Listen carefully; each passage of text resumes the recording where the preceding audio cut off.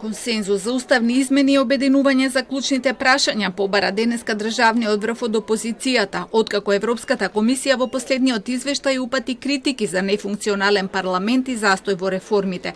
Сепак председателот на државата смета дека не треба да се брза со чувствителните прашања, затоа што ова е сериозен процес што не трпи импровизации.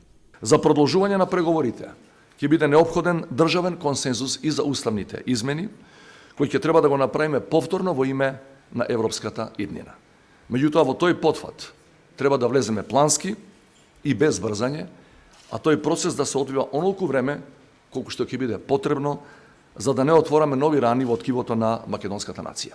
И премиерот бара обединување, но со многу критики за опозицијата. Ако можам да разберам еден дел од таа опозиција која што цел ден е на телефон со Русија, вториот дел не можам да го разберам.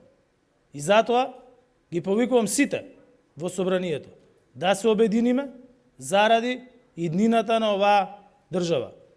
Затоа зашто од нас што сме во пратеничките клупи, што сме во канцелариите во владата, зависи колку брзо ќе се спроведат реформите.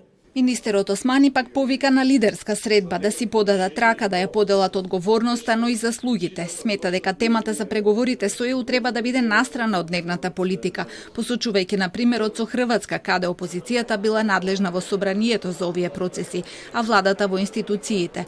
Прашан за тоа дали би ги повикал Алијанса за албанците да бидат дел од владата, Османи повтори дека не може да прејудицира каква ќе биде конкретната соработка во следниот период, но дека времето бара поблиска координација меѓу партиите.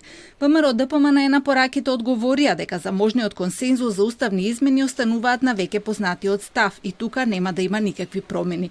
По однос на консензус за чувствителните прашања за државата, вела дека тие својата конструктивност ја покажале во неколку наврати. ВМРО ДПМН неколку пати подаваше рака, но поради суетата на државниот врв бевме одбивани.